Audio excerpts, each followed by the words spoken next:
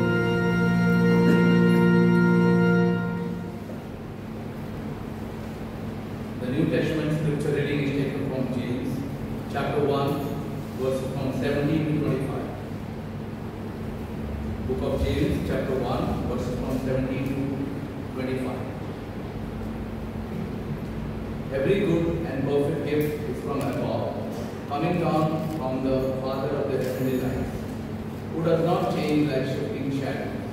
He chose to give us birth to the word of God, that we might be a kind of first fruits of all He created.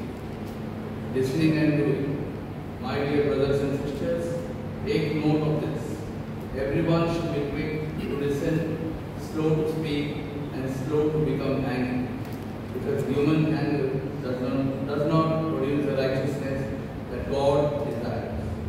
Therefore, get rid of all moral filth and the evil that is so prevalent, and humbly accept the word planted in you, which can say, do not merely listen to the word and so deceive yourself. Do what it says. Anyone who listens to the word but does not do what it says is like someone who looks at his face in a mirror and, after looking at himself, goes away and immediately forgets what he looks like. But whoever looks intently into the perfect law that gives freedom and continues in it, not forgetting what they have heard, but doing it, they will be blessed in what they do. Here in the scripture reading for today, may the Lord add His blessing to His word.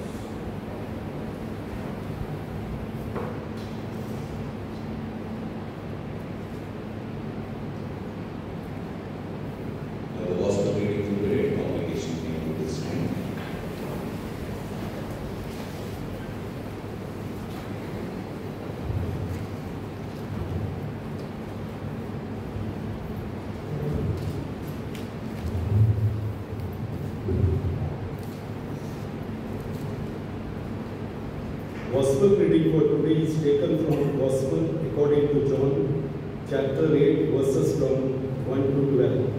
Gospel of John, chapter 8, verses from 1 to 12. An adulterous faces the light of the world, and everyone went to his own house, but Jesus went to the Mount of Olives. But early in the morning, he came again into the temple, and all the people came to him. He sat down and taught them.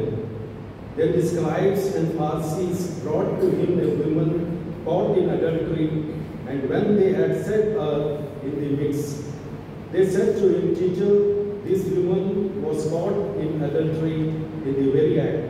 Now Moses in the law commanded us that such should be stoned, but what do you say?" This they said, testing him that they might have something of which to accuse him. But Jesus stooped down and wrote on the ground with his finger as though he did not hear. So when they continued asking him, he raised himself up and said to them, "He who is without sin among you, let him throw a stone at her first." And again he stooped down and wrote on the ground. Then those who heard it, being convicted by their conscience, went out one by one, beginning with the oldest, even to the last, and Jesus was left alone, and the woman standing in the midst. When Jesus had raised himself up and saw no one but the woman, he said to her, "Woman, where are those accusers of yours? Has no one condemned you?" She said, "No one, Lord." And Jesus said to her, "Neither do I condemn you, so and sin no more." Then Jesus spoke to them again, saying, "I am the light of the world. He who follows me shall not walk in darkness, but have the light of life." Here it is the gospel.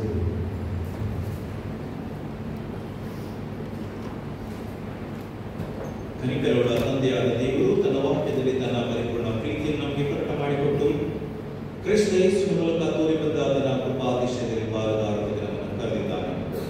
ಆದ್ದರಿಂದ ಆತನಲ್ಲಿರುವ ನಿಮ್ಮ ವಿಶ್ವಾಸವನ್ನು ಕೂಡ ಆಯ್ಕೆ ಮಾಡಿರುವುದಾಗಿ ನಿಮ್ಮನ್ನು ತೋರಿಸುತ್ತೇನೆ. ನಾವು ಇದನ್ನು ಕೊಟ್ಟಾಗಿ ನಾವು ನಂಬಿರುವ ಅಪೊಸ್ತಲಿಕ ವಿಶ್ವಾಸ ಪ್ರಮಾಣ ಕೊಟ್ಟಾಗಿ ಪರಲೋಕ ಭೂಲೋಕಗಳನ್ನು ಸೃಷ್ಟಿಸಿದ ಸರ್ವಶಕ್ತನಾಗಿರುವ ತಂದೆಯಾದ ದೇವರನ್ನು ನಂಬುತ್ತೇನೆ. ಆತನ ಏಕಕುಮಾರನಾದ ನಮ್ಮ ಪ್ರಭುವಾದ ಯೇಸು ಕ್ರಿಸ್ತನನ್ನು ನಂಬುತ್ತೇನೆ. ಈತನು ಪರಿಶುದ್ಧಾತ್ಮನಿಂದ ಕನ್ಯಾ ಮರಿಯ ಗರ್ಭದಲ್ಲಿ ಧರಿಸಲ್ಪಟ್ಟು ಆಕೆಯಲ್ಲಿ ಹುಟ್ಟಿ ಪೊಂತ್ಯ ಪಿಲಾತನ ಆಧಿಪತ್ಯದಲ್ಲಿ ಶ್ರಮೆ ಹೊಂದಿ ಶಿಲುಬೆಗೆ ಚುರಿಯಲ್ಪಟ್ಟು ಸತ್ತು ಹೂಣಲ್ಪಟ್ಟು ಪಾತಾಳಕ್ಕೆ ಹಿಡಿದು ಹೋಗಿ ಮೂರನೆಯ ದಿನದಲ್ಲಿ ಸತ್ತವರೊಳಗಿಂದ ಎದ್ದು ಬಂದನು. ಪರಲೋಕಕ್ಕೆ ಏರಿ ಹೋಗಿ ಅಲ್ಲಿ ಸರ್ವಶಕ್ತನಾಗಿರುವ ತಂದೆಯಾದ ದೇವರ ಬಲಪಾರ್ಶ್ವದಲ್ಲಿ ಕುಳಿತುಕೊಂಡಿರುತ್ತಾನೆ. ಅಲ್ಲಿಂದ ತಿರುಗಿ ಬಂದು ಬದುಕಿರುವವರಿಗೂ ಸತ್ತವರಿಗೂ ನ್ಯಾಯ ತೀರಿಸುವನೆಂದು ನಾನು ನಂಬುತ್ತೇನೆ. ಪರಿಶುದ್ಧ ಆತ್ಮನನ್ನು ನಂಬುತ್ತೇನೆ. ಒಂದೇ ಪರಿಶುದ್ಧ ಕ್ರೈಸ್ತ ಸಭೆಯು, ಭಕ್ತರ ಅನ್ಯೋನ್ಯತೆಯು, ಪಾಪದ ಪರಿಹಾರ, ದೇಹದ ಪುನರುತ್ಥಾನವು, ನಿತ್ಯ ಜೀವವು ಉಂಟು ಎಂಬುದನ್ನು ನಂಬುತ್ತೇನೆ. Amen.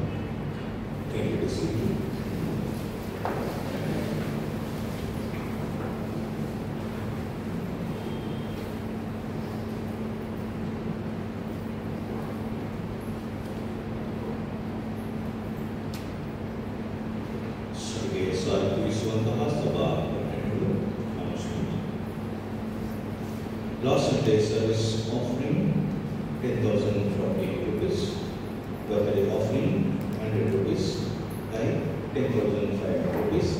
Special cottage prayer meeting offering 4,550 rupees. Total 25,190 rupees. Confirmation classes. Confirmation classes will be commencing in the month of June. Requesting parents who children will be getting confirmed this year to contact the pastor and submit the names of their children at the earliest.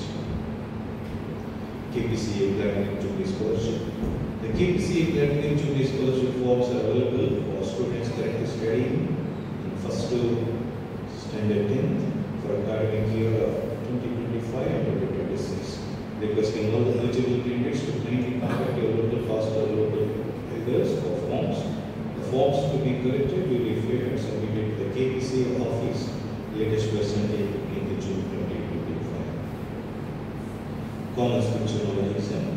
The Vivian Church Council is organizing common scripture knowledge exam, which will be held on Sunday, 13th July 2025. The last date for registering your names, Sunday, 5th June 2025. Requesting all members to participate in the scripture knowledge exam. Senior Citizen Sunday, Sunday, 22nd June 2025 will be observed as Senior Citizen Sunday. On that day, we should be honoring all our senior citizen members as well as senior citizen members who will be conducting the divine worship service. We encourage all the senior citizen members to actively join and participate in this service. June 22ನೇ ತಾರೀಕು ಭಾನುವಾರ ನಾಗರಿಕರ ಭಾನುವಾರ ಆಗಿರುವುದರಿಂದ ಎಲ್ಲ ನಾಗರಿಕರು ಇದರಲ್ಲಿ ಭಾಗವಹಿಸುವಂತೆ ರೀತಿಯಿಂದ ಕೋರಲಾಗಿದೆ. Management announcement. I propose the plans of management team, Mr. Rowan Joseph Lobo, Mr. David Lobo, and Mrs. Rita Lobo, members of Vivian Christ Shanti Church Maro, with Ms. Asha Raju, Mr. Raju and Mrs. Geeta, members of City Harvest Assembly of God Church, Bangalore. This is the announcement of the first time. These Christian persons are here commanded to be prayers of the congregation, and they receive grace likely to enter into the state of full matrimony, to live in it and become Christians, and finally to obtain everlasting salvation. If anyone of you know cause of this impediment, why this two persons should not be joined together in the matrimony, you are to declare in time. And afterwards, to abstain from protesting against marriage. May God who has himself ordained the state of holy matrimony to give his to the person his grace and blessing upon what they purpose in the heart for Christ. Amen. In upper room, the joint UBM event. We are delighted to invite all 14 UBM churches to be special joint event titled The Upper Room, organized by UBM Church Maro, UBM Church Thane and UBM Church Kurla with fellowship. This gathering will be held on Sunday, June 1st, 2025, starting at 12:30 p.m. onwards at the UBM Christ Church. Join us for a powerful time of worship led by Jonas Soames and Sister Naomi Karkara, followed by an encouraging worship by Sister Anita Bangira. The Google decision forms will be circulated. Let us come together in unity to seek the praise of God and strengthen your bond as one body in Christ. Request all things to participate and make this event to be blessed. Refreshment have been arranged by one of our church family members. Can you be part of this? We also thank the family and may God bless them. Birthday and wedding wishes from 25th May to 31st May. Following up the names of the members celebrating their birthday and wedding anniversaries during this week. I request members with names of call kindly stand and receive the card where you are and remain standing as we pray for you. Birthday, Mr. Daniel Master Soames.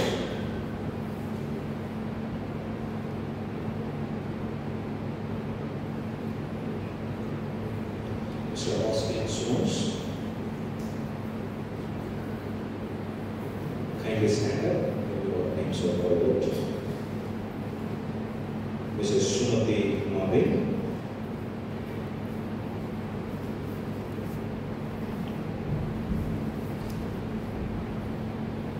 Mr. Divakar Kotian.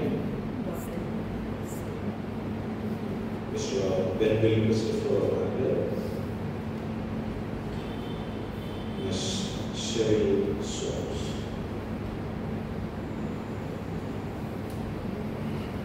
Wedding anniversaries. Mr. David Santosh Kumar Soames and Mrs. Violet Soames. Mr. Anil Clary Soames and Mrs. Rita Chakai Soames.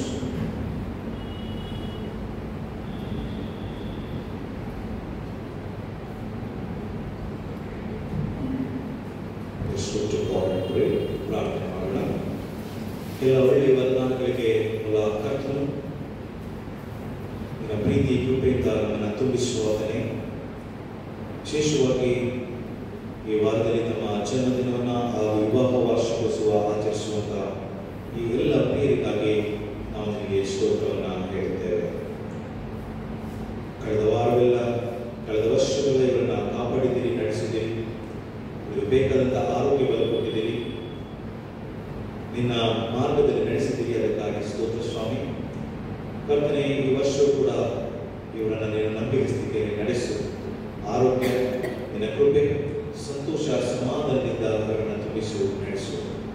ವಿವಾಹ ವಾರ್ಷಿಕೋತ್ಸವವನ್ನು ಆಚರಿಸುವಂಥ ಕುಟುಂಬಗಳನ್ನು, ನವದಂಪತಿಗಳನ್ನು ನಾವು ನಿಮ್ಮ ಹಸ್ತಕ್ಕೆ ಒಪ್ಪಿಸಿಕೊಡ್ತೇವೆ. ಕುಟುಂಬಗಳಲ್ಲಿ ನಿನ್ನ ಪ್ರೀತಿಯನ್ನು, ನಿನ್ನ ಆದರಣೆ, ಸಂತೋಷ, ಸಮಾಧಾನ, ನಿನ್ನ ಆಶೀರ್ವಾದ ತುಂಬಿಸು.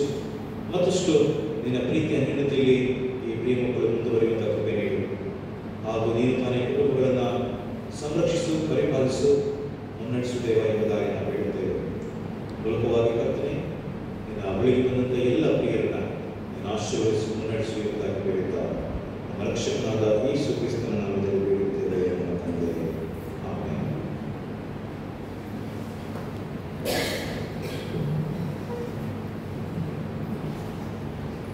ಕಾಣಿಕೆಗಳನ್ನು ದೇವಿಗೆ ಸಮರ್ಪಿಸುವಂತೆ ಹಾಡುವಂಥ ಕನ್ನಡ ಸಂಗೀತ 265 MT 7 ಬೇಕಾದಷ್ಟು ಜನಗಳನ್ನು ಕಾಣಿಕೆ ಕೊಡಿಸಲಾಗುತ್ತದೆ. Kannada number 275 MT 7 who are singing with all verses, the offering will be collected. ಈ ಭೂ ಸಂಚಾರದಲ್ಲಿ ಆ ಜಪಿಸುವೆನು, ಸಮಸ್ತ ಸ್ಥಿತಿಯಲ್ಲಿ ಉತ್ತರಿಸುವೆನು.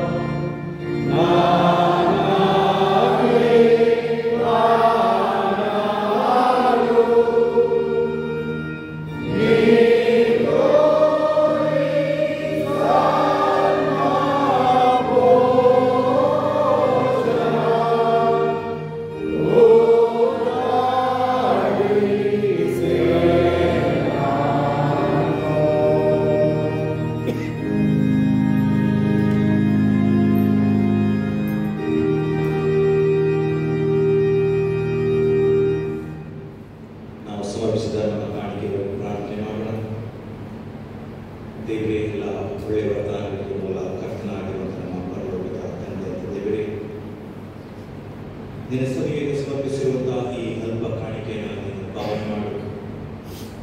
ಕಾಣಿಕೆಯನ್ನು ನಿನಗೆ ಮೆಚ್ಚುಗೆ ತೆಗೆದವನಾಗಿ ಸ್ವೀಕರಿಸಿ ನಿನ್ನ ಮಹಿಮೆಗಾಗಿ ಉಪಯೋಗಿಸು. ಕಾಣಿಕೆ ನೀಡಿದಂತಹ ಪ್ರತಿಯೊಂದು ಆಸ್ತಿಗಳನ್ನು, ಕುಟುಂಬಗಳನ್ನು ಹೇರಳವಾಗಿ ಬಲಪಡಿಸು. ಅವರ ಜೀವನದ ಪ್ರತಿಯೊಂದು ಕುಟುಂಬಗಳನ್ನು ನೀಗಿಸು. ಅವರಿಗೆ ಬೇಕಾದಂತಹ ಎಲ್ಲ ಅಗತ್ಯಗಳನ್ನು ಕರ್ತನೆ ನೀನು ಒದಗಿಸು. ಅಷ್ಟು ಮಾತ್ರವಲ್ಲದೆ ಸ್ವಾಮಿ, ನಿನ್ನ ಮಕ್ಕಳ ನಂಬಿಕೆಯನ್ನು ಕರ್ತನೆ ಸ್ಥಿರಪಡಿಸು, ಬಲಪಡಿಸು.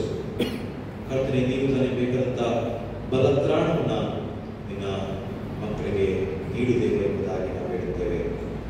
ಈ ಕಾಣಿಕೆ ಸ್ವಾಮಿ ನಿನ್ನ ರಾಜ್ಯದ ಮಹಿಮೆಗಾಗಿ ಗಂತಿಗಾಗಿ ಸದ್ವಿನಿಯೋಗವಾಗುವಂತೆ ಈ ಕಾಣಿಕೆಯನ್ನು ಸ್ವೀಕರಿಸು. ಕಾಣಿಕೆ ಮಾತ್ರ ಅಲ್ಲ ಸ್ವಾಮಿ, ನನ್ನನ್ನು ಕೂಡ ನೀನು ಸ್ವೀಕರಿಸು ದೇವ ಎಂಬುದಾಗಿ ಹೇಳುತ್ತಾ ನಮ್ಮ ರಕ್ಷಕನಾದ ಯೇಸು ಕ್ರಿಸ್ತನ ನಾಮದಲ್ಲಿ ಬೇಡುತ್ತೇವೆ ಮಾತಾಡ್ತೇವೆ. ಆಮೆನ್. ಒಬ್ಬರಿಗೋಸ್ಕರ ಒಬ್ಬರು ಪ್ರಾರ್ಥನೆ ಮಾಡಬೇಕೆಂದು ನಮ್ಮ ಪ್ರಭು ಆಜ್ಞಾಪಿಸುವುದರಿಂದ ನಾವು ಕೂಡ ಸ್ವಲ್ಪ ಸಮಯ ಪ್ರಾರ್ಥನೆಯನ್ನು ಮಾಡೋಣ.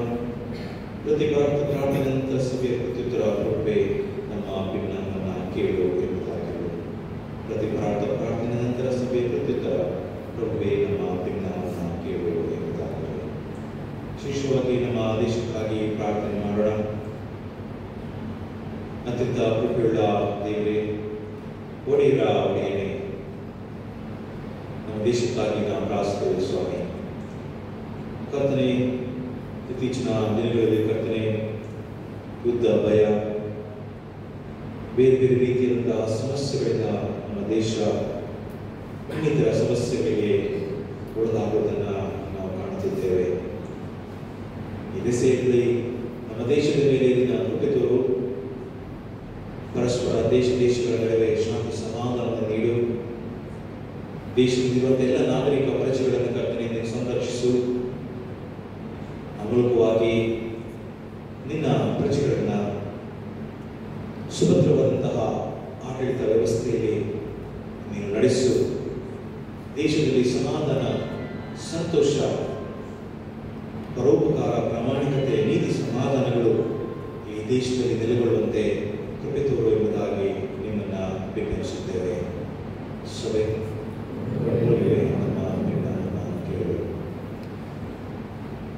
ಎಲ್ಲ ಸಭೆಯ ಕುಟುಂಬಗಳಿಗಾಗಿ ನಾವು ಪ್ರಾರ್ಥನೆ ಮಾಡೋಣ. ದೇವರೇ, ನಮ್ಮ ಸಭೆಯ ಎಲ್ಲ ಕುಟುಂಬಗಳಿಗಾಗಿ ನಾವು ಪ್ರಾರ್ಥಿಸುತ್ತೇವೆ. ಎಲ್ಲ ಕುಟುಂಬಗಳನ್ನು ನೀನು ಕರುಣಿಸು, ಕನಿಕರಿಸು. ಕುಟುಂಬಗಳನ್ನು ಪೋಷಿಸು.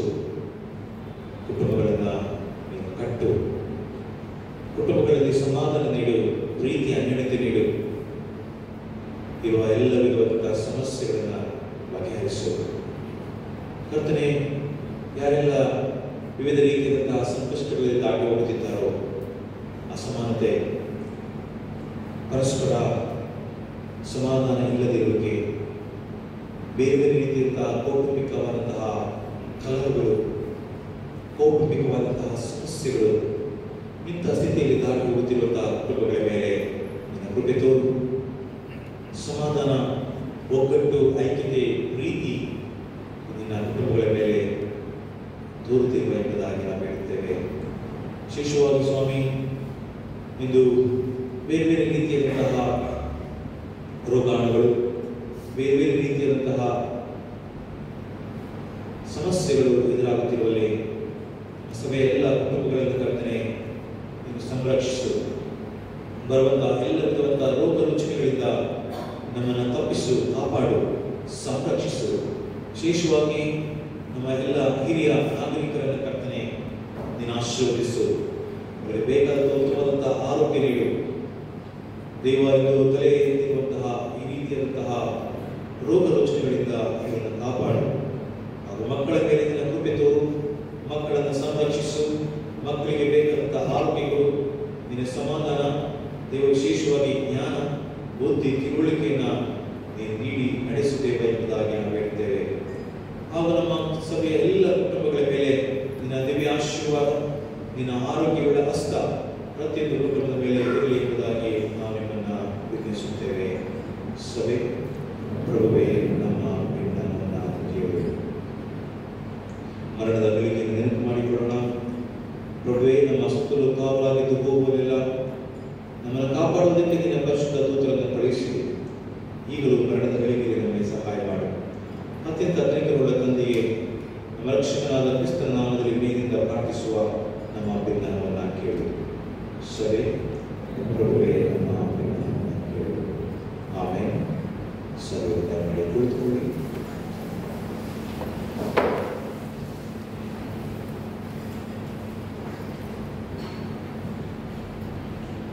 ದೇವರ ವಾಕ್ಯವನ್ನು ಆಲಿಸುವಂತೆ ನಮ್ಮನ್ನು ನಾವು ಸಿದ್ಧಪಡಿಸಿಕೊಳ್ಳುವಂತೆ ಕನ್ನಡ ಸಂಗೀತ 156 20 ಅದರ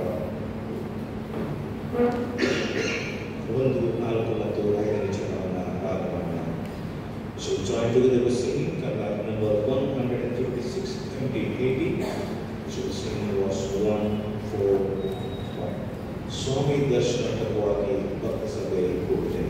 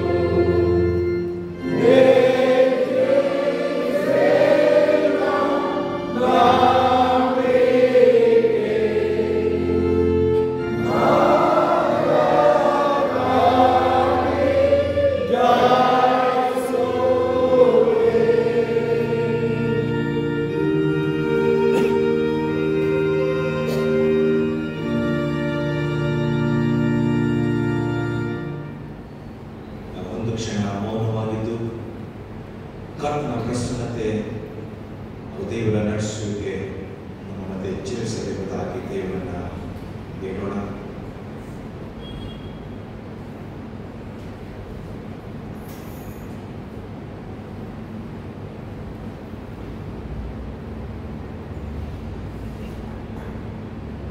ಮಹೋನ್ನತನಾದ ನಮ್ಮ ತಂದೆಯಾದ ದೇವರೇ,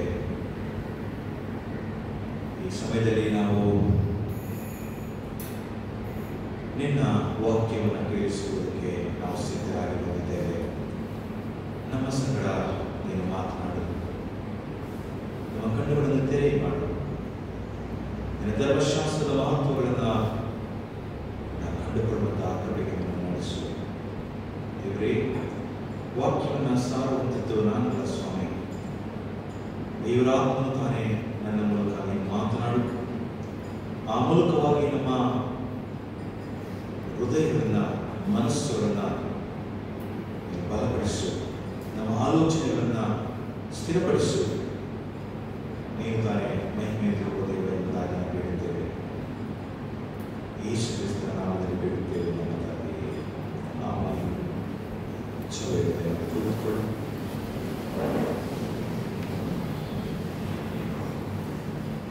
ಕರ್ತನಲ್ಲಿ ಪ್ರಿಯ ದೇವ ಜನರೇ, ನಿಮ್ಮೆಲ್ಲರೂ ಕೂಡ ಈ ಮುಂಜಾನೆಯ ಶುಭ ವಂದನೆಗಳು ಹಾಗೂ ನಿಮ್ಮನ್ನು ಪ್ರೀತಿಪೂರ್ವಕವಾಗಿ ನಾನು ಆರಾಧನೆಗೆ ಆಹ್ವಾನಿಸಿದ್ದೇನೆ. ಯೇಸು ಕ್ರಿಸ್ತನ ಮಧುರ ನಾಮದಲ್ಲಿ ನಿಮ್ಮನ್ನು ನಾನು ಪ್ರೀತಿಪೂರ್ವಕವಾಗಿ ವಂದಿಸುತ್ತಾ ನಮ್ಮ ಹಿಂದಿನ ವಾಕ್ಯದ ಅಧ್ಯಯನವನ್ನು ನಾವು ಆರಂಭ ಮಾಡಬೇಕಾಗಿದೆ. People of God, once again, I warmly welcome you all this morning to our worship service. Greetings to you all in the name of our Lord and Savior, Jesus Christ. ಇಂದಿಗೆ ನೇಮಕವಾದಂತಹ ಮುಖ್ಯ ವಾಕ್ಯ ಭಾಗಗಳನ್ನು ನಾವು ಈಗಾಗಲೇ ವಾಕ್ಯದಲ್ಲಿ ಪಾಠದಲ್ಲಿ ನಾವು ಕೇಳಿಸಿಕೊಂಡಿದ್ದೇವೆ. ನಾವು ಇಂದಿನ ವಾಕ್ಯ ಧ್ಯಾನಕ್ಕೆ ಕೊಡಲ್ಪಟ್ಟ ಮುಖ್ಯ ಭಾಗ reflecting divine love through authentic communication. ದೇವರ ಪ್ರೀತಿಯನ್ನ ನಾವು ಜ್ಞಾಪಿಸಿಕೊಳ್ಳುವಂಥದ್ದು ಅಥವಾ ಪುನಃ ಅದನ್ನು ಜ್ಞಾಪಿಸಿಕೊಳ್ಳುವಂಥದ್ದು ಎಂಬುದಾಗಿ ವಾಕ್ಯದ ಧ್ಯಾನದಲ್ಲಿ ನಾವು ನೋಡಲಾಗಿದ್ದೇವೆ.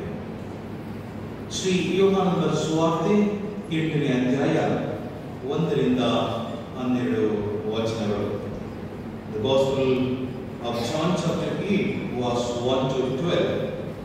It is a very familiar passage which we always read and meditate. ಇಂದು ನಾವು ಈ ಭಾಗವನ್ನು ನಾವು ಇಂದಿನ ವಾಕ್ಯದ ಧ್ಯಾನದಲ್ಲಿ ನಾವು ನೋಡುತ್ತೇವೆ. ಕೆಲವೊಮ್ಮೆ ನಮ್ಮ ಜೀವನದಲ್ಲಿ ಕೆಲವೊಂದು ಜನರು ಕೇವಲ ನಮ್ಮ ತಪ್ಪುಗಳನ್ನು ಮಾತ್ರ ಹುಡುಕಿ ತಪ್ಪನ್ನ ಮಾತ್ರ ಹೇಳಲಿಕ್ಕೆ ಕೆಲವೊಂದು ಜನರನ್ನ ನಾವು ನೋಡುತ್ತೇವೆ. ನಾವು ಮಾಡಿದಂತಹ ಒಳ್ಳೆ ಕೆಲಸಗಳಿಗೆ ಅವರು ಶ್ಲಾಘನೆ ಮಾಡುವ ಬದಲು ಕೆಲವೊಮ್ಮೆ ಈ ವ್ಯಕ್ತಿ ಎಲ್ಲಿ ತಪ್ಪಾನೆ, ಈ ವ್ಯಕ್ತಿಯಲ್ಲಿ ಏನ್ ತಪ್ಪನ್ನು ಹುಡುಕಬಹುದು, ಈ ವ್ಯಕ್ತಿಯಲ್ಲಿ ನಾವು ಯಾವುದನ್ನ ಸಣ್ಣ ತಪ್ಪನ್ನ ದೊಡ್ಡದಾಗಿ ನಾವು ಹೇಗೆ ಬಿಂಬಿಸಬಹುದು ಎನ್ನುವಂತ ಜನರು ನಮ್ಮ ಸುತ್ತಲೂ ಇರುವುದನ್ನ ನಾವು ಅನುಭವ ಮಾಡುತ್ತೇವೆ. ಕೆಲವೊಮ್ಮೆ ನಮ್ಮ ಎಲ್ಲರ ಜೀವನದ ಅನುಭವ ಕೂಡ ಇಂಥ ಒಂದು ಸ್ಥಿತಿಗತಿಗಳಲ್ಲಿ ನಾವು ದಾಟಿ ಹೋಗುವಂಥದ್ದನ್ನು ನೋಡುತ್ತೇವೆ. ನಾವೆಷ್ಟೋ ಒಳ್ಳೆಯ ಕೆಲಸಗಳನ್ನು ಮಾಡಿರುತ್ತೇವೆ, ಅದನ್ನ ಯಾರು ಕೂಡ ನೆನಪಿಸುವುದಿಲ್ಲ. Nobody remembers what good works we do, but people remembers a small mistake. People ready to accuse, people ready to insult. This is what you did. ಇದನ್ನೇ ಸಣ್ಣ ತಪ್ಪನ್ನ ಬಹು ದೊಡ್ಡ ತಪ್ಪೆಂಬುದಾಗಿ ಜನರು ಹೇಳುವುದನ್ನ ನಾವು ನೋಡ್ತೇವೆ. ಅಂತದೇ ಒಂದು ಭಾಗವನ್ನ ಇಂದಿನ ವಾಕ್ಯದ ಧ್ಯಾನದಲ್ಲಿ ನಾವು ನೋಡಲಾಗಿದೆ. ಇಲ್ಲಿ ಕರ್ತನಾದ ಯೇಸು ಕ್ರಿಸ್ತನು ತಾನು ಮಾಡಿದಂತಹ ಅನೇಕ ಅದ್ಭುತ ಕಾರ್ಯಗಳು, ತಾನು ಮಾಡಿದಂತಹ ಒಳ್ಳೆಯ ಕೆಲಸ ಕಾರ್ಯಗಳನ್ನ ಈ ಫರಿಸಾಯ ಶಾಸ್ತ್ರಿಗಳು ಎಂದೂ ಕೂಡ S Jesus has done great thing, yes Jesus did a good thing, ಎಂದೂ ಕೂಡ they never congratulated Jesus, they never said thumbs up. ಆದ್ರೆ ಅವರು ಕಾಯ್ತಾ ಇದ್ದಿದ್ದು ಮುಂದೆ ಯಾವಾಗ ಯೇಸುವಿನ ಮೇಲೆ ತಪ್ಪು ಹುಡುಕೋಣ, ಯೇಸು ಎಲ್ಲಿ ತಪ್ಪಿ ಹೋಗ್ತಾನೆ, ಯೇಸುವಿನ ಮೇಲೆ ಯಾವ ಒಂದು ತಪ್ಪನ್ನು ನಾವು ಎತ್ತಿ ಹಿಡಿಯಬಹುದು, ಇದನ್ನೇ ಈ ಫರಿಸಾಯ ಶಾಸ್ತ್ರಿಗಳು ಅವರು ಆ ಹುಂಚು ಹಾಕುತ್ತಾ ಇದ್ದರು ಎಂಬುದಾಗಿ ನಾವು ಇಡೀ ಸುವಾರ್ತೆಗಳನ್ನು ನೋಡುತ್ತೇವೆ. ಯೇಸು ಒಬ್ಬನ ಪಾಪವನ್ನು ಕ್ಷಮಿಸಿದ. ಈತನು ಯಾರು? Who is he to forgive the sins of man? ಈತನು ಯಾರು ಪಾಪ ಪಾಪಗಳು ಕ್ಷಮಿಸಿಕೊಳ್ಳುವುದಕ್ಕೆ. ಯೇಸು ಸಬ್ಬತ್ತಿನದಲ್ಲಿ ಒಬ್ಬನನ್ನು ಮೇಲೆತ್ತಿದ್ದ. ಈ ಸಬ್ಬತ್ತಿನದಲ್ಲಿ ಯಾಕೆ ವಾಸಿ ಮಾಡಬೇಕು? For every reason, for everything there is a reason to point out, to accuse him. ಎಲ್ಲವೂ ಕೂಡ ಯೇಸು ಮಾಡಿದಂತ ಒಳ್ಳೆ ಕೆಲಸಗಳನ್ನು ಈ ಫರಿಸಾಯ ಶಾಸ್ತ್ರಿಗಳು ಏನ್ ಮಾಡ್ತಾ ಇದ್ರು? ಅದು ತಪ್ಪನ್ನು ಹುಡುಕುತ್ತಾ ಅವರು ಆ ಯೇಸುವನ್ನ ಮುಂಚೆ ಹಾಕುತ್ತಾ ಇದ್ದರು ಎಂಬುದಾಗಿ ನಾವು ನೋಡ್ತೇವೆ. ಇಲ್ಲಿ ಕೂಡ if you read your Bible, John Gospel chapter 8 verse 6, it says this, they say to test him that they might have some charge to bring against him. ಆತನ ಮೇಲೆ ತಪ್ಪು ಹೊರಿಸುವುದಕ್ಕೆ ಏನಾದರೂ ಒಂದು ನಿಮಿತ್ತ ಬೇಕಾದದರಿಂದ ಆತನು ಏನನ್ನುತ್ತಾನೋ ನೋಡೋಣ ಎಂಬುದಾಗಿ ಅವರು ಹೇಳ್ತಾರೆ. ಇಲ್ಲಿ ಒಬ್ಬ ವ್ಯಭಿಚಾರಿಯಾದಂಥ ಸ್ತ್ರೀ ಅಥವಾ ದುರಾಚಾರಿಯಾದಂಥ ಸ್ತ್ರೀ, ಪಾಪ ಮಾಡಿದಂಥ ಸ್ತ್ರೀ ಈಕೆಯನ್ನ ಯೇಸುವಿನ ಬಳಿಗೆ ಇಟ್ಕೊಂಡು ಬಂದಿದ್ದಾರೆ. ಅವರು ಇಟ್ಕೊಂಡು ಬಂದು, ಬೋಧಕನೇ, ಈ ಹೆಂಗಸು ವ್ಯಭಿಚಾರ ಮಾಡುತ್ತಿರುವಾಗಲೇ ಕೈಗೆ ಸಿಕ್ಕಿದಳು. ಇಂಥವರನ್ನ ಕಲ್ಲೆಸೆದು ಕೊಲ್ಲಬೇಕೆಂದು ಮೋಶೆ ಧರ್ಮಶಾಸ್ತ್ರದಲ್ಲಿ ನಮಗೆ ಅಪ್ಪಣೆ ಮಾಡಿದ್ದಾನೆ. ಈಕೆ ವಿಷಯದಲ್ಲಿ ನೀನು ಏನು ಹೇಳ್ತೀರಿ? ಅವರು ಹೇಳ್ತಾರೆ, the scribes and Pharisees brought in women who had been caught in adultery, and placing her in the midst, they said to him, Teacher, this woman has been caught in the act of adultery. Now the law of Moses commanded to us stone such a woman. So what do you say? ಹಾಗಾದ್ರೆ ನೀನು ಏನು ಹೇಳ್ತೀರಿ? ಈ ಫರಿಸಾಯರಿಗಿದ್ದಂತ ಬಹು ಕುತೂಹಲ. ಒಂದು ವೇಳೆ ಯೇಸು ಹೌದು ಮೋಶೆ ಧರ್ಮಶಾಸ್ತ್ರ ಹೇಳ್ತದೆ ಕಲ್ಲಾಕಿ ಏಕೆಂದರೆ ಸಾಯಿಸಬೇಕೆಂಬುದಾಗಿ, ಒಂದು ವೇಳೆ ಯೇಸು ಎಸ್ ನೀವು ಮಾಡಿದ್ರೆ ಎಂಬುದಾಗಿ ಹೇಳಿದ್ರೆ ಸಮಾಜದಲ್ಲಿ ಹೋಗಿ ಹೇಳ್ತಾರೆ, ನೋಡಿ ಯೇಸು ಎಂತ ಕ್ರೂರಿ, ಒಂದು ಮಹಿಳೆಯನ್ನ ಏನು ಮಾಡಿದ ಯೇಸು? ಕಲ್ಲೆಸೆದು ಕೊಲ್ಲಿದ್ದ. ಮಹಿಳೆಗೆ ಯಾವ ಸ್ಥಾನಮಾನ ನೀಡಲಿಲ್ಲ. ವುಮೆನ್ ಎಂಪವರ್ಮೆಂಟ್ ಸ್ಟಾರ್ಟ್ ಆಗಿಬಿಡ್ತದೆ. ಓ ಮಹಿಳೆಯ ಮೇಲೆ ಇಂಥ ದೌರ್ಜನ್ಯ ಆಗ್ತಾ ಇದೆ, ಯೇಸು ಒಂದು ಗುರು ಏನು ಮಾಡಲಿಲ್ಲ. ಒಂದು ವೇಳೆ ಧರ್ಮಶಾಸ್ತ್ರವನ್ನು ಯೇಸು ಮೀರಿದ್ರು. ಯೇಸು ಏನು ಹೇಳ್ತಾನೆ? they came with lot of options. They came with plan A, plan B, plan C. ಈ ರೀತಿಯಲ್ಲಿ ಅವರು ಬಂದು ಯೇಸುವಿನ ಮೇಲೆ ತಪ್ಪು ಹೊರಿಸುವುದಕ್ಕೆ ಏನಾದರೂ ಒಂದು ಕಾರಣ ನಮಗೆ ಈಗ ಸಿಗ್ತದೆ. Either if we say yes also, if we say no also, we will get a chance to accuse. ಈಗ ಯೇಸುವನ್ನು ನಾವು ತಪ್ಪಲ್ಲಿ ಹಿಡಿಬಹುದು ಎಂಬುದಾಗಿ ಈ ಫರಿಸಾಯರು ಶಾಸ್ತ್ರಿಗಳು ಯೇಸುವಿನ ಬಳಿಗೆ ಬರ್ತಾ ಇದ್ದಾರೆ. ಕೆಲವೊಮ್ಮೆ ನಮ್ಮ ಜೀವನದಲ್ಲಿ ಕೂಡ ಇಂಥದ್ದೇ, ಕೆಲವೊಮ್ಮೆ ನಮ್ಮ ಸಭೆಗಳಲ್ಲಿ ಕುಟುಂಬಗಳಲ್ಲಿ ತಪ್ಪನ್ನ ಹುಡುಕಿ, ಕೆಲವೊಮ್ಮೆ ಹೇಳ್ತೀವಲ್ಲ ಮೊಸರಲ್ಲಿ ಕೂಡ ಕಲ್ಲು ಹುಡುಕೊಂಡಿದ್ದಾರೆ ಎಂಬುದಾಗಿ. ತಪ್ಪನ್ನ ಹುಡುಕುವುದಕ್ಕಾಗಿ ಕೆಲವೊಂದು ಜನರು ಇರ್ತಾರೆ. ಕೆಲವೊಮ್ಮೆ ಒಳ್ಳೆ ಕೆಲಸಗಳನ್ನು ಮಾಡುವಾಗ ಅಥವಾ ಒಂದು ಒಳ್ಳೆ ರೀತಿಯಲ್ಲಿ ಸಭೆಗೆ ಹೋಗುವಾಗ there are some group of people who are waiting to find out some fault. ಅಯ್ಯ ನೀವು ಇಂಥ ಪ್ರಸಂಗ ಮಾಡಿದಿರಿ, ಇಂಥ ಪ್ರಸಂಗ it was demotivating us. ಯಾವ ಪ್ರಸಂಗ ನಿನಗೆ ತಾಕಿದರೆ ಆ ದೇವರ ವಾಕ್ಯ ಹೇಳ್ತಾ ಇರೋದು ನಿನ್ನನ್ನು ಸರಿಪಡಿಸಿಕೋ, ನಿನ್ನನ್ನು ತಿದ್ದಿಕೋ, ಅದು ನಿನ್ನನ್ನು demotivate ಮಾಡುವಂಥದ್ದಲ್ಲ. People understanding that I has preached like this, it was demotivated. It is not demotivating you. It is the word of God, the Spirit of God is urging that you need to correct yourself. ಅದನ್ನು ಬಿಟ್ಟು ಅಯ್ಯನ ಪ್ರಸಂಗ ನಮಗೆ demotivate ಮಾಡ್ತೀವಿ. ನೀವು ಈ ಮನೆಯಲ್ಲಿ ಈ ರೀತಿಯಲ್ಲಿ ಮಾತಾಡಿದ್ದೀರಿ, ಒಂದು ಎಕ್ಸಾಂಪಲ್ ಕೊಟ್ಟಿದ್ದೀರಿ, ಇಟ್ ವಾಸ್ ಹರ್ಟಿಂಗ್ ಅಸ್. ಇಂಥ ಒಂದು ಫಾಲ್ಟ್ ಅನ್ನ ಇರುವಂತವರು ಕೂಡ ನಮ್ಮ ಸಭೆಯಲ್ಲಿರ್ತಾರೆ. ಬಟ್ ಯೇಸುವನ್ನೇ ಬಿಡಲಿಲ್ಲ, ಇನ್ನು ಜನರನ್ನ ನಮ್ಮನ್ನು ಬಿಡ್ತಾರ? People did not stray, even the Lord Jesus Christ itself. ಯೇಸುವನ್ನೇ ಬಿಡದಂತಹ ಜನರು ನಮ್ಮನ್ನು ಬಿಡ್ತಾರ? ಖಂಡಿತವಾಗ್ಲೂ ಬಿಡುತ್ತಿಲ್ಲ. ಅಂಥದೇ ನಮ್ಮ ಜನರು ನಮ್ಮ ಸಭೆಗಳಲ್ಲಿ, ಸಮಾಜದಲ್ಲಿ, ಕುಟುಂಬಗಳಲ್ಲಿ ತಪ್ಪನ್ನ ಹುಡುಕಿ ಬಹು ದೊಡ್ಡದಾಗಿ ಬಿಂಬಿಸುವಂತವರು ಅನೇಕರು ನಮ್ಮ ಸಮಾಜದಲ್ಲಿ ಸಭೆಯಲ್ಲಿರುವುದನ್ನ ನಾವು ನೋಡ್ತೇವೆ. ಬೇರೆ ಇಂಥ ಒಂದು ಸನ್ನಿವೇಶದಲ್ಲಿ ಫರಿಸಾಯರು ಕೂಡ ಇದ್ದಾರೆ. Who are these Pharisees? Who are these scribes? ಯಾರು ಇವರು? ಫರಿಸಾಯರಂದ್ರೆ ಯಾರು? ಶಾಸ್ತ್ರಿಗಳಂದ್ರೆ ಯಾರು? Who are these Pharisees? ಯಾರು? Does anybody can tell? ಯಾರು ಫರಿಸಾಯರು ಯಾರು? What do you understand? Who are these Pharisees? Teachers of the law. Teachers of the law. ಧರ್ಮಶಾಸ್ತ್ರವನ್ನು ಬೋಧನೆ ಮಾಡುವವರು. ಜನರಿಗೆ ಮೋಶೆ ಧರ್ಮಶಾಸ್ತ್ರವನ್ನ ಬೋಧನೆ ಮಾಡುವುದು. ಹೌದು, ಮೋಶೆ ಕೊಟ್ಟಂತ ಈ ದಶಾಜ್ಞೆಗಳು ಇದು. ಇದನ್ನ ನೀವು ಚಾಚು ತಪ್ಪದೆ ಪಾಲನೆ ಮಾಡಬೇಕು. ದೇವರಿಗೆ ನೀವು ಟೈತ್ ಕೊಡಬೇಕು. ಫರಿಸಾಯ ಹೇಳ್ತಾನಲ್ಲ, ನಾನು ವಾರಕ್ಕೆ 2 ಆವರ್ತಿ ನಾನು ನಿನಗೆ I give my tithe, I pray, everything. ಜನರು ಧರ್ಮಶಾಸ್ತ್ರವನ್ನ ಚಾಚು ತಪ್ಪದೆ ಪಾಲನೆ ಮಾಡಬೇಕು. ಕಟ್ಟುನಿಟ್ಟುವಾಗಿ they were very strict. People should follow the law of Moses. ಇದನ್ನ their law ಅವರು ಏನು ಮಾಡ್ತಾರೆ, ಧರ್ಮಶಾಸ್ತ್ರವನ್ನು ಬೋಧನೆ ಮಾಡ್ತಂತ ಜನರು. ಹಾಗೂ ದೇವಾಲಯದ ಆಡಳಿತವನ್ನು ನೋಡ್ತಾ ಇದ್ದಾರೆ. ದೇವಾಲಯದಲ್ಲಿ to make it easier to understand, ನಮ್ಮ ಪ್ರೆಸ್ಬಿಟರಿ ಆಗ ಕೌನ್ಸಿಲ್ ಅಂತ ಹೇಳ್ಬೋದು. ಇವನ್ ಏನ್ ಮಾಡ್ತಾ ಇದ್ರು, ಸಭೆ ಈ ರೀತಿಯಲ್ಲಿ ನಡಿಬೇಕು, ಸಭೆಯಲ್ಲಿ ನಿಯಮಗಳಿಗೆ ಉಂಟು, ದೇವಾಲಯದ ನಿಯಮಗಳಿಗೆ ಉಂಟು, ಹೀಗೆ ನಡಿಬೇಕು. It is very big subject. So if I goes on speaking with only these scribes, who are they, why, how, it is a very big subject. If I get time, sometimes I'll take that. ಇಂಥ ಒಂದು ಜನರು ಇವ್ರು ಏನ್ ಮಾಡ್ತಿದ್ರು, ಯೇಸು ಎಲ್ಲಿ ಅದ್ಭುತ ಕಾರ್ಯ ಮಾಡ್ತಾರೆ, ಯೇಸು ಎಲ್ಲಿ ಒಳ್ಳೇದು ಮಾಡ್ತಾರೆ, ಅಲ್ಲೆಲ್ಲ ಹೋಗ್ತಾರೆ. ವಾಟ್? ಯೇಸುವನ್ನ ಸ್ವಾಮಿನ ಒಳ್ಳೇದು ಮಾಡಿದಿ ಸ್ವಾಮಿ ಅಂತ ಕೇಳಿಕಲ್ಲ, ಯೇಸುವನ್ನ ಯಾವಾಗಲೂ ಡಿಮೋಟಿವೇಟ್ ಮಾಡಲಿಕ್ಕೆ, ಯೇಸುವನ್ನ ಯಾವಾಗಲೂ ಅವರು ಒಂದು ಫೈಂಡ್ ಔಟ್ ಮಾಡಲಿಕ್ಕೆ, ಫಾಲ್ಟ್ ಫೈಂಡ್ ಔಟ್ ಮಾಡಲಿಕ್ಕೆ ಇಂಥದೇ ಜನರು. ಆಗ ಯೇಸು it is a big test for Jesus. ಯೇಸು ಈಗ ಒಂದು ಆ ಸ್ತ್ರೀ ಇದ್ದಾಳೆ, ಕಷ್ಟಕರವಾದಂತಹ very big shameful situation for ಹರ್.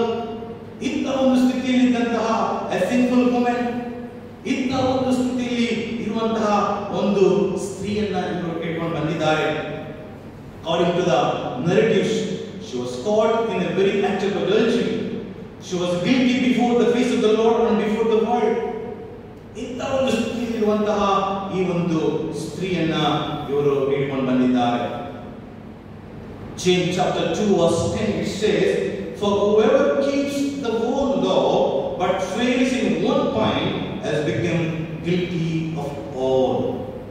ಎಲ್ಲವನ್ನ ಧರ್ಮಶಾಸ್ತ್ರವನ್ನು ಎಲ್ಲ ಫಾಲೋ ಮಾಡಿ ಒಂದರಲ್ಲಿ ತಪ್ಪಿದ್ರು ಕೂಡ ಅವನೇನಂತೆ ಅಪರಾಧ. ಇಡೀ ಧರ್ಮಶಾಸ್ತ್ರವೆಲ್ಲ ನಾನು ಸರಿಯಾದ ರೀತಿಯಲ್ಲಿ ಫಾಲೋ ಮಾಡಿದ್ದೇನೆ, but I fail in one, but still the Bible says you are guilty, ನೀನು ಅಪರಾಧಿ ಎಂಬುದಾಗಿ. In fact, even we never committed a sin with our bodies or minds, but we would still be guilty before the Lord. ನಾವು ಇಂಥ ಒಂದು ಪಾಪವನ್ನ ನಾವು ಮಾಡದಿದ್ದರೂ ಕೂಡ ದೇವರ ಮುಂದೆ ನಾವು ಯಾರಾಗಿದ್ದೇವೆ? ನಾವು ಅಪರಾಧಿಗಳೇ. ದೇವರ ಮುಂದೆ ನಾನು ತಪ್ಪಿತಸ್ಥನೇ. ಯಾಕಂದ್ರೆ ವಾಕ್ಯ ಹೇಳ್ತದೆ, Roman chapter 3 verse 10 it says, no one is righteous, no, not one. ನೀತಿವಂತನು ಒಬ್ಬನೂ ಇಲ್ಲ, ಒಬ್ಬನಾದರೂ ಈ ಲೋಕದಲ್ಲಿ ಇಲ್ಲ. ಯಾಕೆ? Romans chapter 3 verse 23 it says, for all have sinned and fall short of glory of God. ಎಲ್ಲರೂ ಕೂಡ ಪಾಪ ಮಾಡಿ ದೇವರ ಮಹಿಮೆಯನ್ನ ಹೊಂದದೆ ಹೋಗಿದ್ದಾರೆ. ನಾವೆಲ್ಲರೂ ಕೂಡ ಪಾಪ ಮಾಡಿದ್ದೇವೆ. ಎಲ್ಲರೂ ಕೂಡ ಪಾಪ ಮಾಡಿ ದೇವರ ಮಹಿಮೆಯನ್ನು ಹೊಂದದೆ ನಾವು ಹೋಗಿದ್ದೇವೆ. We are all as guilty as this woman, but our problem is that we simply won't admit it. ನಾವು ಈ ಸ್ತ್ರೀಯಾಗಿ ಎಲ್ಲರೂ ಕೂಡ ಪಾಪ ಮಾಡಿದ್ದೇವೆ, ಆದರೆ ನಾವೇನ್ ಮಾಡೋದಿಲ್ಲ, ನಾವು ಒಪ್ಪಿಕೊಳ್ಳೋದಿಲ್ಲ. We don't admit. ನಾವು ಒಪ್ಪಿಕೊಳ್ಳೋದಿಲ್ಲ. ನನ್ನ ಪಾಪಿ, ಹೌದು ನನ್ನ ತಪ್ಪಿದಸ್ತ, ನಾನು ಒಪ್ಪಿಕೊಳ್ಳೋದಿಲ್ಲ.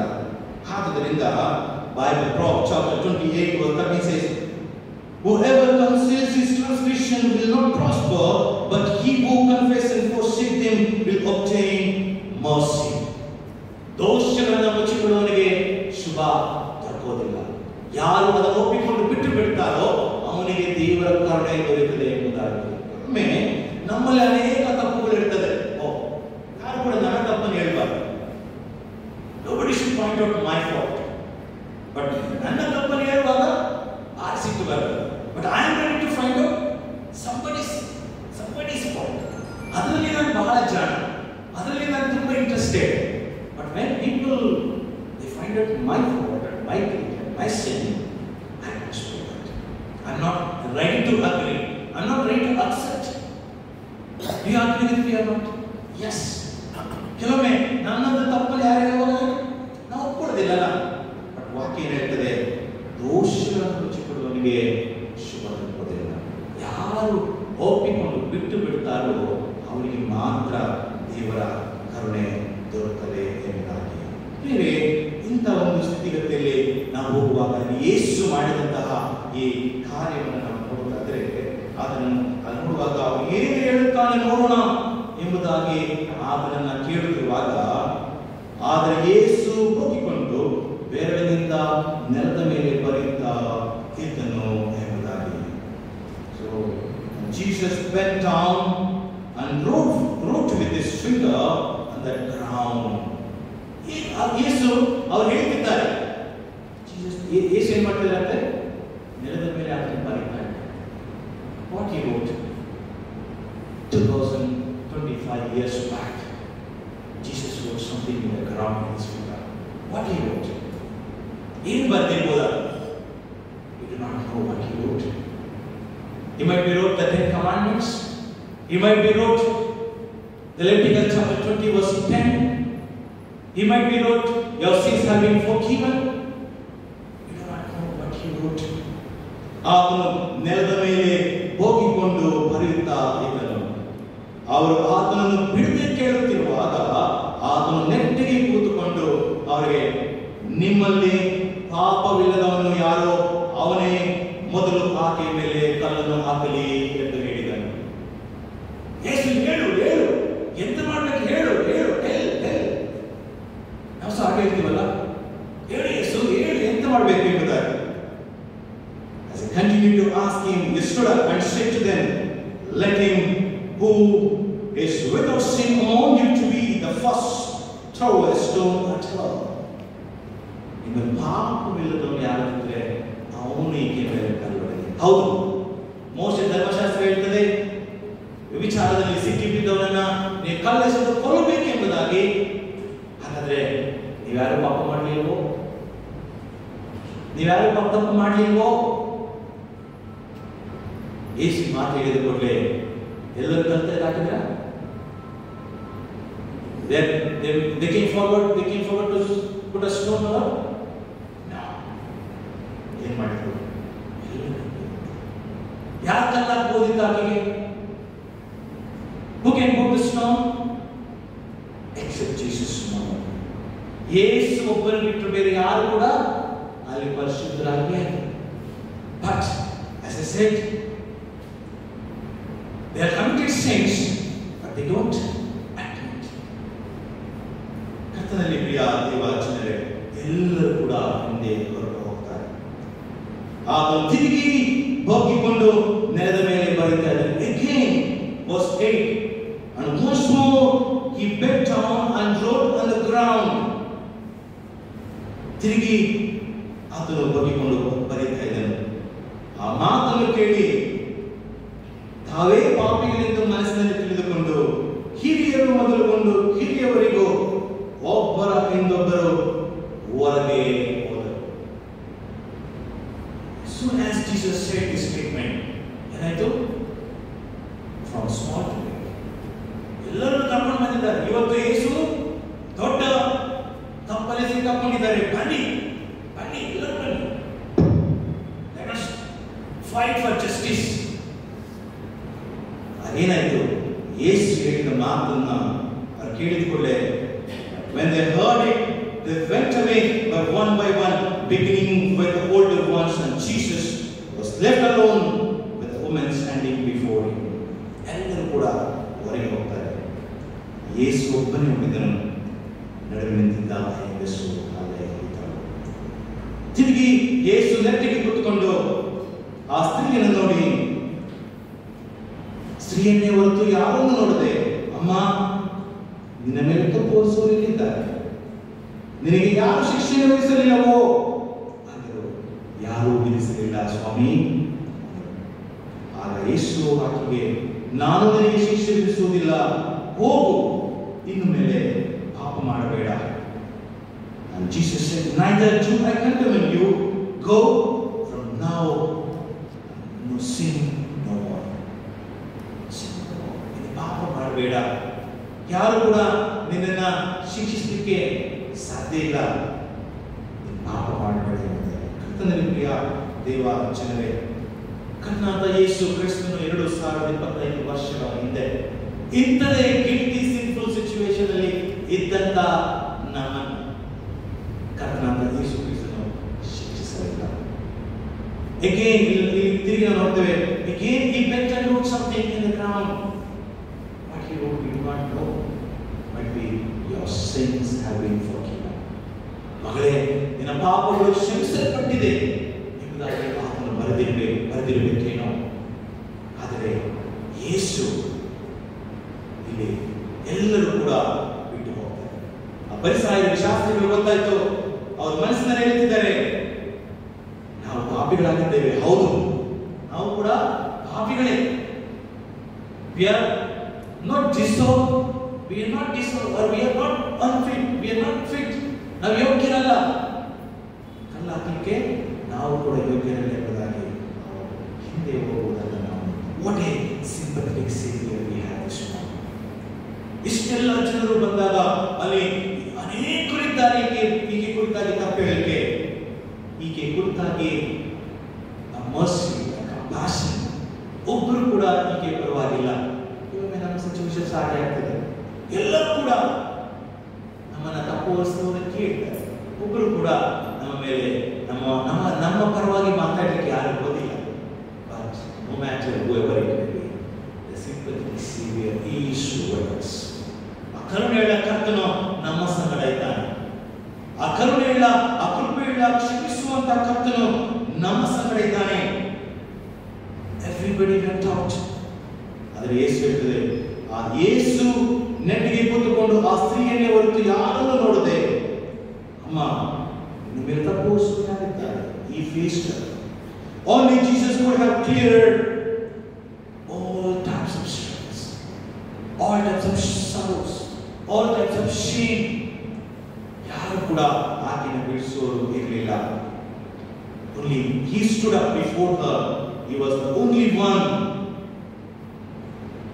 who showed mercy to this woman. She was facing an ultimate test. ಈ ಶಾಸ್ತ್ರಿ ಪರಿಸರರು ಇವತ್ತು ಈಕೆಯನ್ನು ನಾವು ಸರಿಯಾದ ರೀತಿಯಲ್ಲಿ ತೀರ್ಪು ಮಾಡಬೇಕೆಂಬುದಾಗಿ ಬಂದರು. ಆದರೆ ಫಲಕಾರಿ ಆಗಲಿಲ್ಲ. But Jesus is the ultimate judge. ಕರ್ತನಲ್ಲಿ ಪ್ರಿಯರೇ, ನಾವು ವಾಕ್ಯ ಹೇಳ್ತದೆ, ನಾವು ಮಾಡಿದಂತಹ ಪ್ರತಿಯೊಂದು ಕಾರ್ಯಕ್ಕೂ ಕೂಡ ನಾವು ಯಾರ ಮುಂದೆ ಉತ್ತರ ಕೊಡಬೇಕು? ದೇವರ ಮುಂದೆ ನ್ಯಾಯ ತೀರ್ಪಿಗಾಗಿ ಇವತ್ತಿನ ನಾವು ನಿಂತ್ಕೊಳ್ತೇವೆ. Jesus is the ultimate judge. ನಾವು ಯೇಸುವನ್ನು ಫೇಸ್ ಮಾಡಬೇಕು. Everybody has to face Jesus alone. ಆವತ್ತು ಯಾರು ಕೂಡ ನನ್ನ ಸಂಗಡ ಬರುವುದಿಲ್ಲ. No wife, no children, no uncle, no papa, no brother, no sisters. ಇವತ್ತು ಒಬ್ಬರ ಮೇಲೆ ತಪ್ಪು ಹೊರಿಸಬೇಕಾದ್ರೆ ನಾವೆಲ್ಲರೂ ತಪ್ಪು ಬರ್ತೇವೆ. Come, let me caught a great fish. But when you want to face the ultimate judge in one day, nobody is going to stand with you. And you are the only one who need to face Jesus.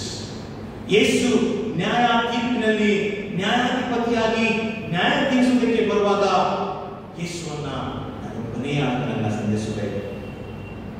She was facing an ultimate judge.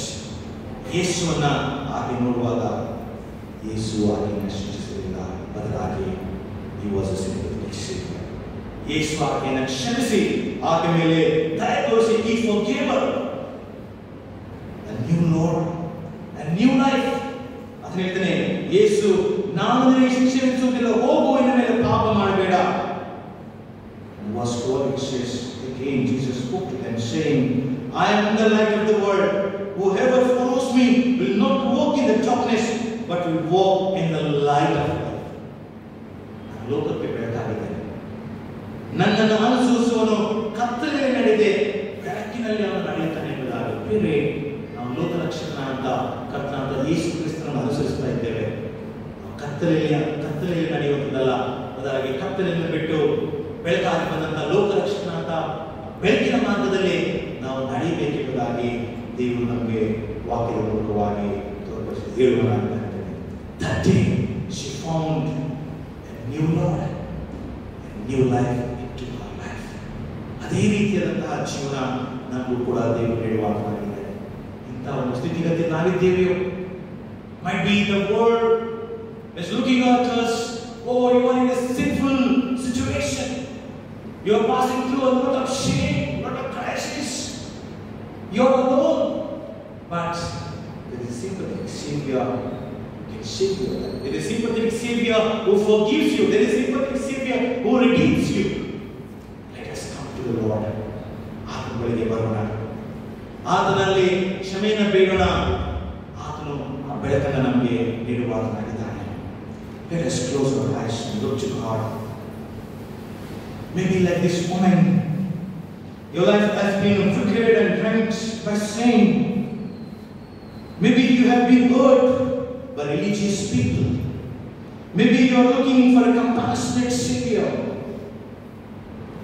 one who will make everything right. I wanted to invite you to come to Jesus. He cares about you just like you are. He loves you what you want to say. He wants to deliver you from your bondage. He wants to set you free. Therefore, He invites you to come to Him today. If there are issues in your life that need to be settled, come to Jesus. He will settle your life. Come to Jesus. He will deliver your life. He will bring you life to Jesus. Let Him make it over your life. Swami, ನಿನ್ನ ಬಳಿಗೆ ನಾನು ಬರ್ತಾ ಇದ್ದೇನೆ.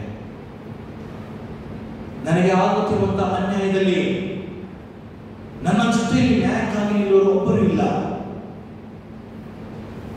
ನನ್ನ ನ್ಯಾಯಾಧಿಪತಿ ನೀನೇ, ನನ್ನನ್ನು ಬಿಡಿಸುವಾತನು ನೀನೇ, ನನ್ನನ್ನು ಕ್ಷಮಿಸುವಾತನು ನೀನೇ, ನನ್ನನ್ನು ರಕ್ಷಿಸುವಾತನು ನೀನೇ ಸ್ವಾಮಿ. ನಿನ್ನ ಬಳಿಗೆ ನಾನು ಬಂದಿದ್ದೇನೆ. ನನ್ನನ್ನು ಕನಿಕರಿಸು ಸ್ವಾಮಿ, ನನ್ನನ್ನು ಕರುಣಿಸು ಸ್ವಾಮಿ, ನನಗೆ ನಿನ್ನ ಕೃಪೆ ತೋರು ಸ್ವಾಮಿ ಎಂಬುದಾಗಿ ನಾವು ಬೇಡುತ್ತೇವೆ. ನಮ್ಮ ದೇವರೇ, ನಮ್ಮ ವಿಮೋಚನೆ ಸ್ವಾಮಿ, ಇಂತಹ ಸ್ಥಿತಿಯಲ್ಲಿ ಯಾರೆಲ್ಲ ದಾಟಿ ಹೋಗ್ತಿದ್ದಾರೆ, ಅವರ ಕಣ್ಣೀರನ್ನು ಒರೆಸು, ಅವರ ಸ್ಥಿತಿಗತಿಗಳನ್ನು ಬದಲಾಯಿಸು.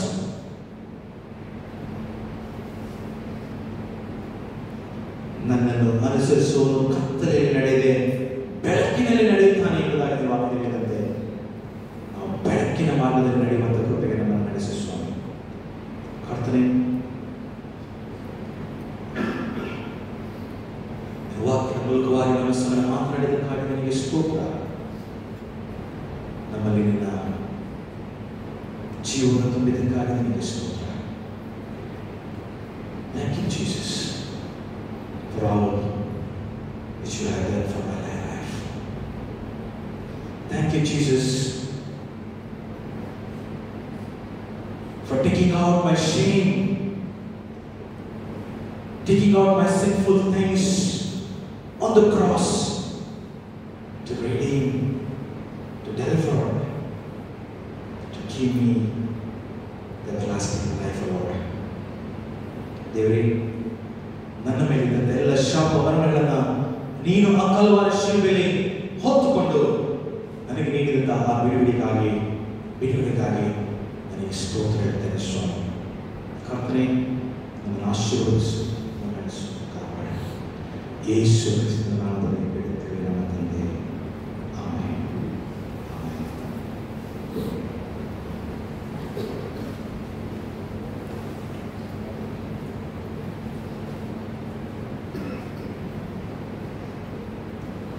ಕಡೆಯದಾಗಿ ನಾವು ಹಾಡುವಂತಹ ಸಂಗೀತ 31 800 6 ಅದರ 1 ಮತ್ತು 2ನೇ ವಚನವನ್ನು ನಾವು ಮಾಡೋಣ. So join together by singing Tulu hymn number 31 and the 246. We shall sing verse 1 and 2. ಈ ಓಡು ಏಕಲ ಓ ರಕ್ಷಕ ಏಕ ಕುರಿಯ ಸಮಾಧಾನ.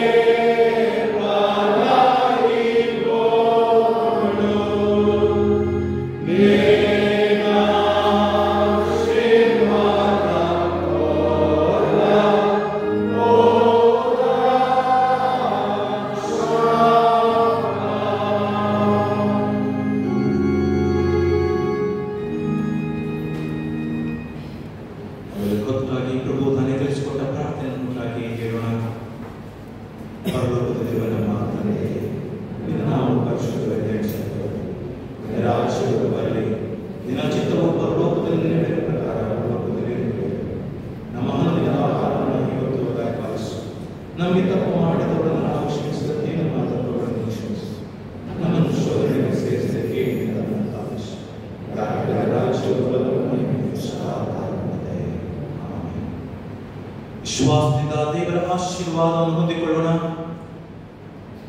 ಕರ್ತನಾದ ಯೇಸು ಕ್ರಿಸ್ತನ ಕೃಪೆಯು, ತಂದೆಯಾದ ದೇವರ ಪ್ರೀತಿಯು, ಪವಿತ್ರ ಆತ್ಮನ ಅನ್ಯೋನ್ಯತೆ, ಸಂತೋಷ, ಸಮಾಧಾನ ನಡೆಸುವಿಕೆ ನಿಮ್ಮೆಲ್ಲರ ಸಂಗಡ ನಿತ್ಯ ಕಾಲಕ್ಕೂ ನಿತ್ಯ ನೆಲೆಯಾಗಿರಲಿ.